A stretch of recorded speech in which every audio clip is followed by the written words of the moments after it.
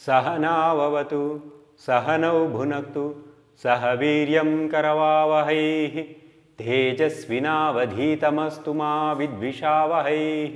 ಓಂ ಶಾಂತಿ ಶಾಂತಿ ಶಾಂತಿ. ಎಲ್ಲರಿಗೂ ನಮಸ್ಕಾರ.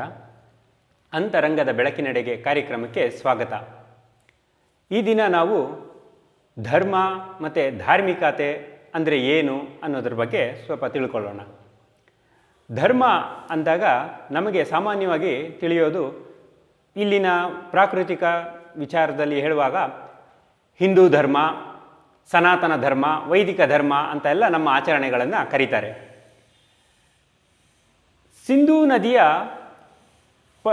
ಪೂರ್ವ ಮತ್ತು ದಕ್ಷಿಣ ಭಾಗದ ಅಂದರೆ ನಾವಿವತ್ತು ಏನು ಭಾರತ ಅಂತ ಹೇಳ್ತೀವಿ, ಈ ಭಾಗದ ಜನರನ್ನೆಲ್ಲ ಹಿಂದೂಗಳು ಅನ್ನೋದು ವಾಡಿಕೆ. ಮತ್ತು ಸನಾತನ ಅಂದರೆ ಪೂರ್ವದಿಂದಲೂ ಇರುವಂಥದ್ದು ಮತ್ತು ನಿರಂತರವಾಗಿ ಇರುವಂಥದ್ದು. ಇದು ಎಷ್ಟು ಪೂರ್ವದಿಂದಲೂ ಇರುವಂಥದ್ದು ಅಂದರೆ ಈ ಜಗತ್ತು ಸೃಷ್ಟಿಯಾಯ್ತಲ್ಲ ಆಗಲಿಂದಲೂ ಇರುವಂತಹ ಧರ್ಮ, ಹಾಗಾಗಿ ಇದನ್ನು ಸನಾತನ ಧರ್ಮ ಅಂತ ಹೇಳ್ತಾರೆ. ಹೇಗೆ ಇದು ಅನ್ನೋದಾದರೆ, ಈ ಸೃಷ್ಟಿಯನ್ನು ಮಾಡ್ತಲ್ಲ ಆ ಶಕ್ತಿ, ವಿಶ್ವಶಕ್ತಿ, ಅದು ಪ್ರತಿಯೊಂದಕ್ಕೂ ಅದರದ್ದೇ ಆದ ಒಂದು ಗುಣ ಧರ್ಮವನ್ನು ನೀಡಿದೆ. ಉದಾಹರಣೆಗೆ ಇಡೀ ಬ್ರಹ್ಮಾಂಡವನ್ನು ನಮ್ಮ ಕ್ಷೀರಪಥ ಸುತ್ತುತ್ತಾ ಇದೆ, ಕ್ಷೀರಪಥವನ್ನು ನಮ್ಮ ಸೌರವ್ಯೂಹ ಸುತ್ತುತ್ತಾ ಇದೆ, ಸೌರವ್ಯೂಹದ ಕೇಂದ್ರವಾದ ಸೂರ್ಯನನ್ನು ಗ್ರಹಗಳೆಲ್ಲ ಸುತ್ತುತ್ತಾ ಇದೆ. ಈ ಒಂದು ನಿಯಮ ಇದೆಯಲ್ಲ, ಇದು ಅವುಗಳ ಧರ್ಮ. ನೀರು ತಗ್ಗಿನೆಡೆಗೆ ಹರಿಯೋದು, ಬೆಂಕಿ ಸುಡುವುದು, ಗಾಳಿ ಬೀಸುವುದು, ಇದೆಲ್ಲ ಅವುಗಳ ಧರ್ಮ.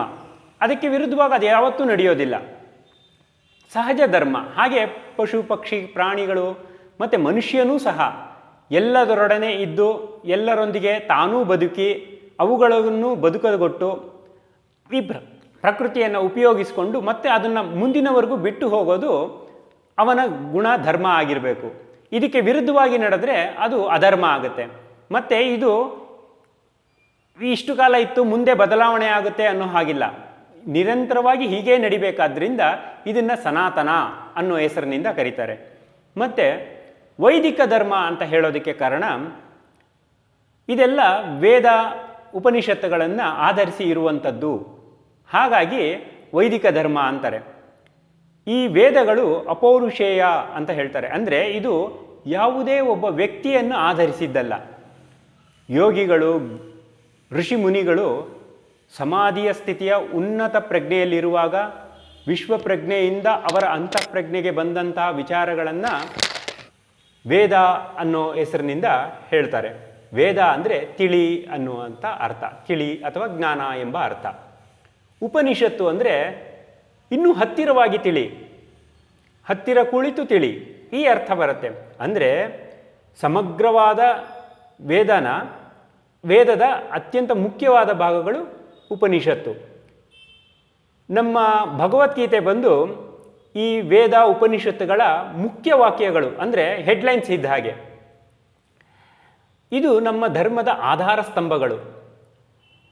ಇನ್ನು ಧಾರ್ಮಿಕತೆ ಅಂತ ಬಂದಾಗ, ಈ ವಿಶ್ವಶಕ್ತಿ ಅಂತ ನಾವೇನು ಹೇಳಿದ್ವಿ, ಆ ವಿಶ್ವಶಕ್ತಿಗೆ ಗೌರವ ಕೊಡೋದು, ಅದನ್ನು ಪೂಜಿಸೋದು, ಅದರ ಕಡೆಗೆ ನಾವು ಯಾವ ರೀತಿ ಹೋಗಬೇಕು ಅನ್ನೋದು, ಇದನ್ನೆಲ್ಲ ವಿವಿಧ ರೀತಿಯ ಸಾಂಪ್ರದಾಯಿಕ ಪೂಜೆ ಪುನಸ್ಕಾರಗಳು ಈ ರೀತಿ ಎಲ್ಲ ಕೊಟ್ಟು ಬಂದಿದ್ದಾರಲ್ಲ, ಒಂದು ನಿಯಮ ರೂಪಿಸಿದಾರಲ್ಲ, ಅದನ್ನು ಧಾರ್ಮಿಕತೆ ಅಂತ ಹೇಳ್ತೇವೆ. ಇದೆಲ್ಲ ಸಹಜವಾಗಿ ನಮ್ಮ ಗುಣಧರ್ಮ, ನಮ್ಮ ಇಲ್ಲಿನ ಪ್ರಾಕೃತಿಕವಾಗಿ ನಮ್ಮ ಒಂದು ಮನಸ್ಸಿಗೆ ಬಂದಿರುವಂಥ ಗುಣಧರ್ಮ ಆಗೋಗಿದೆ. ಹಾಗಾಗಿ ಇದನ್ನೇ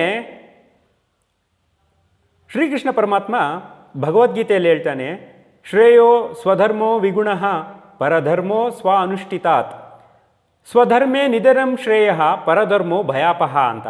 ಅಂದರೆ ನಮ್ಮ ಸ್ವಭಾವಕ್ಕೆ ವಿರುದ್ಧವಾದ ಧರ್ಮವನ್ನು ಚೆನ್ನಾಗಿ ಆಚರಿಸುವುದಕ್ಕಿಂತಲೂ ಅರೆಬರೆಯಾದರೂ ಸಹಜ ಧರ್ಮವನ್ನು ಆಚರಿಸುವುದು ಉತ್ತಮ ಅಂತ. ಇಲ್ಲಿ ಗುಣಧರ್ಮ ಅಂದಾಗ ಒಂದು ವಿಚಾರ ನಾವು ತಿಳ್ಕೊಳ್ಬೇಕು. ನಮ್ಮಲ್ಲಿ ಸಾಮಾನ್ಯವಾಗಿ 4 ವರ್ಣಗಳು ಅಂತ ಹೇಳ್ತೇವೆ. ಬ್ರಾಹ್ಮಣ, ಕ್ಷತ್ರಿಯ, ವೈಶ್ಯ ಮತ್ತು ಶೂದ್ರ. ಇದೆಲ್ಲ ಕೃಷ್ಣ ಪರಮಾತ್ಮನೇ ಹೇಳಿರುವಂತೆ ಚತುರ್ವರ್ಣ್ಯಾಂ ಮಯಾಂ ಸೃಷ್ಟ್ವಾಂ ಗುಣಕರ್ಮ ವಿಭಾಗಶಃ ಅಂತ ಹೇಳಿದ್ದಾನೆ. ಅಂದರೆ ಗುಣಕರ್ಮಗಳಿಗೆ ಅನುಗುಣವಾಗಿ ನಾನು 4 ವರ್ಣಗಳನ್ನು ಸೃಷ್ಟಿಸಿದ್ದೇನೆ ಅಂತ. ಯಾವುದು ಈ ಗುಣಕರ್ಮ ಅಂತ ನೋಡೋಣ. ಭಗವಂತನ ಕಡೆಗೆ ಹೆಚ್ಚು ಗಮನ ಕೊಟ್ಟು ಆ ಭಗವಂತನನ್ನೇ, ಅಂದರೆ ಆ ಭಗವಂತನನ್ನು ಬ್ರಹ್ಮ ಅಂತ ಕರಿತೀವಿ, ಆ ಬ್ರಹ್ಮಭಾವದಲ್ಲೇ ಇರುವಂತಹ, ಬ್ರಹ್ಮಭಾವದಲ್ಲೇ ಇದ್ದು ಆ ಪರಮಾತ್ಮನ ಜ್ಞಾನವನ್ನು ಹೆಚ್ಚು ಹೆಚ್ಚು ತಿಳಿದುಕೊಳ್ಳುವಂಥ ಆಸಕ್ತಿ ಉಳ್ಳವನು ಬ್ರಾಹ್ಮಣ. ಹೆಚ್ಚು ಶಕ್ತಿಯಿಂದ, ತೋಳ್ಬಲದಿಂದ ಜನರನ್ನೆಲ್ಲ ರಕ್ಷಿಸುತ್ತಾ ರಕ್ಷಣಾತ್ಮಕ ಕಾರ್ಯಗಳಲ್ಲಿ ತೊಡಗುವಂಥವನು ಕ್ಷತ್ರಿಯ. ವ್ಯಾಪಾರ ವಹಿವಾಟುಗಳನ್ನು ಮಾಡ್ತಾ ಜೀವನ ಸಾಗಿಸೋನು ವೈಶ್ಯ. ಕಷ್ಟಪಟ್ಟು ದುಡಿದು ಇನ್ನು ಎಲ್ಲ ಅಗತ್ಯಗಳನ್ನು ಪೂರೈಸುವವನು, ಬೆವರು ಸುರಿಸಿ ದುಡಿಯುವವನು ಶೂದ್ರ. ಇದು ಈ ರೀತಿ ವಿಭಾಗ ಮಾಡಿರುವುದು. ಒಂದು ಸಂಸ್ಕೃತ ಶ್ಲೋಕ ಹೇಳುತ್ತೆ, ಅದು ಶ್ಲೋಕ ನನಗೆ ಗೊತ್ತಿಲ್ಲದೆ ಇದ್ದರೂ ಅದರ ಅರ್ಥ ಹೀಗಿದೆ: ಬ್ರಹ್ಮದ ಹಣೆಯಿಂದ ಬ್ರಾಹ್ಮಣ ಬಂದ, ಬ್ರಹ್ಮನ ತೋಳುಗಳಿಂದ ಕ್ಷತ್ರಿಯ ಬಂದ, ಬ್ರಹ್ಮನ ಉದರದಿಂದ ಅಂದರೆ ಹೊಟ್ಟೆಯಿಂದ ವೈಶ್ಯ ಬಂದ, ಬ್ರಹ್ಮನ ಪಾದದಿಂದ ಶೂದ್ರ ಬಂದ ಅಂತ. ಬ್ರಹ್ಮನ ಹಣೆಯಿಂದ ಬ್ರಾಹ್ಮಣ ಬಂದ ಅಂದರೆ ಬ್ರಹ್ಮದ ಜ್ಞಾನವನ್ನು ಪಡೆದವನು ಬ್ರಾಹ್ಮಣ ಅಂತ ಅರ್ಥ. ತೋಳಿನಿಂದ ಅಂದರೆ ಬ್ರಹ್ಮನ ತೋಳಿನಿಂದ ಕ್ಷತ್ರಿಯ ಬಂದ ಅಂದರೆ ಏನು? ತೋಳು ಅಂದರೆ ಶಕ್ತಿಗೆ ಒಂದು ಪ್ರತೀಕ. ಹಾಗೆ ಯಾರು ಕ್ಷಾತ್ರಬಲವನ್ನು ಉಳ್ಳವನೋ, ತೋಳ್ಬಲ ಉಳ್ಳವನೋ ಅವನು ಕ್ಷತ್ರಿಯ. ಉದರದಿಂದ ವೈಶ್ಯ ಬಂದ ಅಂದರೆ, ಉದರ ಅಂದರೆ ನಾವು ಊಟ ಮಾಡಿದಾಗ ಅದು ಆ ಶಕ್ತಿಯನ್ನು ಎಲ್ಲ ಭಾಗ, ದೇಹದ ಉಳಿದ ಎಲ್ಲ ಭಾಗಗಳಿಗೂ ಹೇಗೆ ಹಂಚುತ್ತೋ ಹಾಗೆ ಎಲ್ಲ ಸಂಪತ್ತುಗಳನ್ನು ಬೇರೆ ಬೇರೆ ಎಲ್ಲ ಕಡೆಗಳಿಗೂ ಕಳಿಸಿಕೊಡುವಂಥವನು ವ್ಯಾಪಾರಿ, ಅವನು ವೈಶ್ಯ. ಈ ಎಲ್ಲ ಸಂಪತ್ತುಗಳನ್ನು ಅಂದರೆ ವಸ್ತುಗಳನ್ನಾಗಿರ್ಬೋದು, ದವಸ ಧಾನ್ಯಗಳನ್ನಾಗಿರ್ಬೋದು, ಇದನ್ನೆಲ್ಲ ಕಷ್ಟಪಟ್ಟು ಬೆವರು ಸುರಿಸಿ ದುಡಿದು ಮುಂದೆ ತರುವವನು ಶೂದ್ರ.